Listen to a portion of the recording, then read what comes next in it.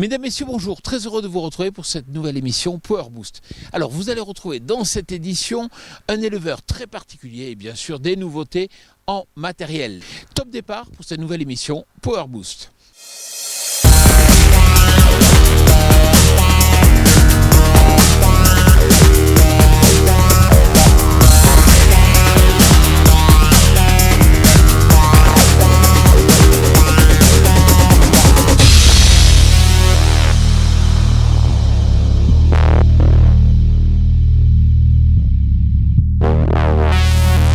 Salut le Power Booster. Au sommaire, cette semaine, cap sur la magnifique région de la Camargue où Florent Lupi élève des taureaux camarguais dans le respect de la tradition. Vous découvrirez les secrets du métier de manadier et le rôle du taureau au sein de la culture camarguaise. Puis nous retrouverons Thierry Baillet qui s'apprête à réaliser le Tour de France en tracteur. Alors tenez-vous prêts, mais avant tout, les news.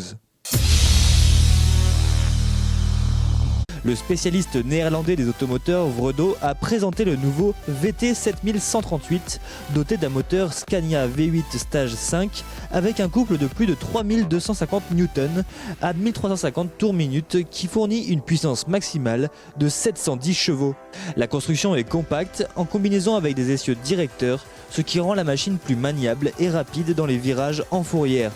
La combinaison de la marche en crabe et des essieux moteurs permet que la machine puisse entrer dans le champ tôt au printemps et, grâce au système télégonflage des pneus en option, assure parallèlement un compactage minimal du sol.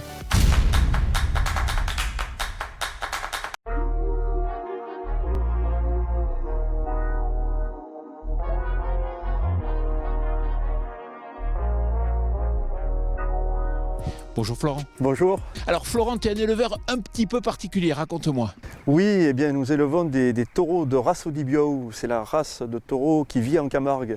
Une race spécialement dédiée à notre patrimoine culturel camarguais, qui est tout d'abord la course camarguaise, où nous sélectionnons nos taureaux par rapport à leur comportement pour qu'ils soient les plus combatifs face aux raseteurs dans les arènes. Et ces taureaux qui participent à des activités en dehors des arènes, que l'on appelle aussi les abrivades et les bandides. Et tout cela est représentatif et le taureau se retrouve au centre de notre art de vivre. Et c'est ça qui est le plus important et le plus spécial dans notre élevage camarguais. Est-ce que tu peux me donner quelques chiffres clés de ton élevage ? Oui, nous avons donc un cheptel de 190 têtes de bovins de race Odibiou, de taureaux de Camargue, sur une superficie de 200 hectares. Des pâturages donc situés à la fois sur la plaine de l'Accro et au cœur des zones humides camarguaises. Le cheval, c'est l'élément essentiel de l'élevage.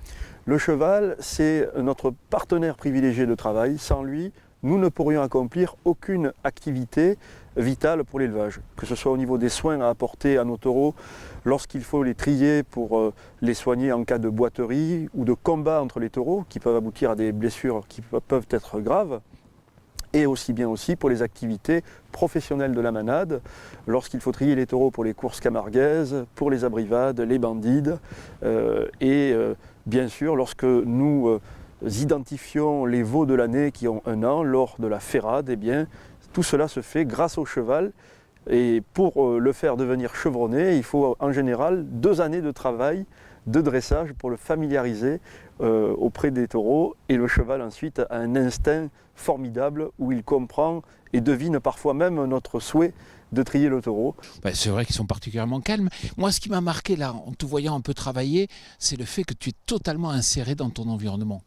Oui, nous avons un élevage qui est vraiment traditionnel. Le caractère de nos taureaux de race Camargue, de race Odibiou, fait qu'ils vivent toute l'année, par tous les temps en plein air, à l'écart de l'homme. C'est vraiment un taureau qui a gardé son caractère sauvage. Et c'est là-dessus en fait que nous faisons notre sélection. Un taureau qui a un comportement combatif, un caractère vraiment où, je le disais tout à l'heure, c'est avec uniquement l'aide du cheval que l'on arrive à le manipuler, le déplacer, le transhumer. Et nous arrivons justement avec cet élevage-là à maintenir une biodiversité remarquable, de par aussi le phénomène de l'irrigation gravitaire, où nous alimentons par cet arrosage-là la nappe phréatique de la plaine de l'Accro. Grâce à cette irrigation, nous produisons ce foin puisqu'on est sur l'aire géographique du foin AOC Foin de Crau. Nous l'autoconsommons sur notre élevage et c'est un terroir remarquable.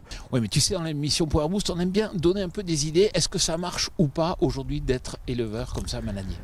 Alors c'est une vocation, une passion que d'être éleveur de taureaux et chevaux de race Camargue. Dans mon cas, c'est aussi une transmission familiale puisque j'ai attrapé ce virus dans ma jeunesse auprès de mon grand-père et mon grand-père m'a transmis ses valeurs. Être manadier, c'est aussi savoir se remettre en question parce que fondamentalement notre structuration économique a évolué, nos activités ont évolué puisque au départ on était tourné uniquement sur la course camarguaise, puis après sont arrivées les festivités de type abrivade bandide et puis actuellement et depuis même au-delà, depuis 25 ans, mes grands-parents et moi-même par la suite, avec ma maman, nous avons diversifié l'activité avec la création du restaurant, l'accueil de tous les publics, des scolaires, des séminaires d'entreprise, des personnes qui viennent passer un bon moment, mais un moment où ils viennent s'imprégner de notre culture de façon authentique. C'est cette authenticité que j'aime partager et aujourd'hui nous nous recentrons bien sûr sur la course camarguaise, sur la vente directe aussi de notre production de viande parce que on parle de la course camarguaise puisque c'est l'essence culturelle de notre territoire et par rapport à cet élevage qui est unique au monde. Mais on ne le sait jamais assez, la viande de taureau Camargue est une viande très saine et très appréciée. Et elle est d'ailleurs labellisée par un AOP, une appellation d'origine protégée taureau de Camargue, qui permet de lui donner toutes ses lettres de noblesse. Donc le taureau de Camargue est une viande qui d'ailleurs rayonne au plan régional, sur les deux régions. Et on aime justement la faire découvrir. Et par le phénomène actuel que nous vivons aussi de cette crise sanitaire qui a des conséquences économiques, il faut le dire, désastreuses sur toute la filière des manades, aujourd'hui tout le monde s'arrime, tout le monde essaie de muer, de s'adapter du mieux possible en utilisant les réseaux de vente directe, les réseaux dématérialisés pour communiquer sur la vente de ces produits. Et est-ce que comme tous les éleveurs, tu es inquiet par la montée des mouvements animalistes notamment? Cette évolution sociétale frappe tout le monde de l'agriculture et tout le monde de l'élevage en particulier. Nous ne sommes pas épargnés et nous pensons qu'il faut être vigilant justement sur comment transmettre nos valeurs, comment transmettre nos savoir-faire, comment peut-on véhiculer finalement une image qui soit la plus sincère et la plus authentique possible, qui est notre quotidien. Aujourd'hui, parfois, et je vous remercie de nous donner cette chance de pouvoir communiquer là-dessus, certains médias peuvent justement travestir ce qu'est notre culture, ce qu'est la façon d'élever. De partout en France, il y a de formidables élevages. Eh bien, je trouve qu'il faut, pour tous ceux qui ont un doute en tout cas, nous on accueille tous les publics justement pour donner une image très claire, très limpide du lien qu'il y a entre le territoire, entre la terre, entre la façon dont on élève de façon vertueuse nos taureaux, avec beaucoup de respect. Et le plus difficile pour nous, c'est justement de voir que la grande majorité des personnes qui véhiculent des fausses informations n'osent pas parfois venir sur le territoire. Et ici, à la manade Albert Chapelle, on sera toujours à bras ouverts pour transmettre notre patrimoine culturel parce que le taureau ici en Camargue, il a une dimension anthropologique. Il est au centre de notre culture, au centre de notre art de vivre. C'est lui qui nous rassemble et qui rassemble toutes les catégories sociales. Et d'ailleurs, je dirais même que le taureau et le cheval sont des facteurs, quelque part, d'union, de cohésion sociale, de lien social.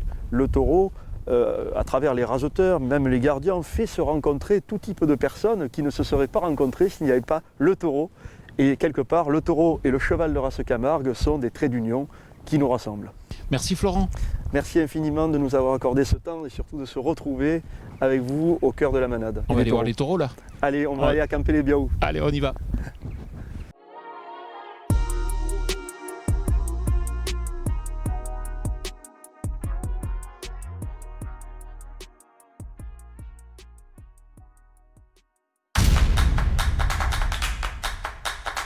Je vous invite à présent à retrouver notre rubrique, l'interview.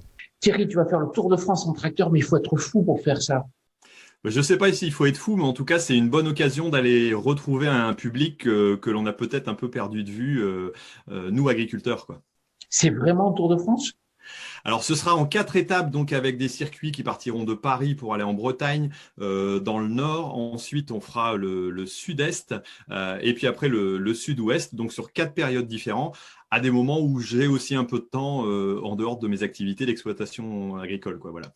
Tu vas te casser le dos sur la route. Qu'est-ce que tu as choisi comme tracteur? Non, bah écoute, on va prendre un tracteur récent, moderne, hein, pas forcément le plus gros, mais on est en discussion là, avec des concessionnaires, enfin des constructeurs par rapport à ça. On va prendre un tracteur moderne, quelque chose qui va bien, et je pense que ça pourra se faire. Et je pourrais me faire aider aussi pour conduire, hein, pourquoi pas. De quoi tu as besoin? Eh ben, on a besoin, pourquoi pas, de partenaires qui pourront nous accompagner et puis nous aider à financer le projet, parce qu'il y a toute une équipe, il y a une caravane, hein, c'est un Tour de France, donc il y a une petite caravane, il y a tout un montage vidéo, il va y avoir des diffusions, donc on a besoin de partenaires pour financer tout ça, et puis aussi des personnes qui pourront nous recevoir, à la fois pour aller voir le grand public, pour aller voir les écoles et puis les jeunes, et puis pour aller voir des agriculteurs, donc ça peut être vraiment très ouvert, quoi.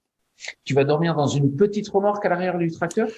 Alors, c'est pas impossible, on peut avoir quelque chose comme ça, mais on essaiera aussi d'aller chez l'agriculteur, chez l'habitant, pour rencontrer des gens, pour discuter, faire des belles rencontres, hein. C'est le plaisir aussi de faire un road trip, je pense, et puis de profiter des belles régions, des beaux secteurs français, et puis des produits français qu'on a la chance d'avoir chez nous, quoi. Tu es associé avec le co-farming. D'où est partie l'idée? Alors, c'est tout simplement, je cherchais moi un moyen d'essayer de promouvoir aussi la sortie du bouquin. Alors, confinement, pas de salon, rien du tout, c'était un peu morose. Et puis, j'ai posé la question à Jean-Baptiste Vervy, donc président du co-farming, qui m'a dit pourquoi tu ferais pas un tour en tracteur, un Tour de France en tracteur? J'ai dit ouais, c'est complètement barge. J'ai laissé tomber l'idée pendant un moment, et puis on a entendu parler que les salons allaient pas se faire et compagnie. Je l'ai rappelé, puis je lui ai dit, écoute, c'est peut-être pas une mauvaise idée, et puis si c'est vraiment barge, on peut peut-être le faire, c'est justement l'occasion de changer un peu des sentiers battus, quoi. Bon. Et puis en 2022, le Tour de l'Europe.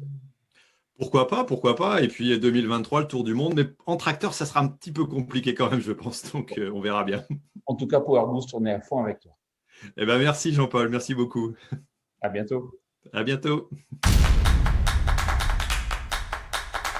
Voilà, j'espère que cette émission Power Boost vous a plu. N'oubliez pas de nous retrouver pour notre émission Les Tontons Farmers. Et je vous souhaite une excellente semaine.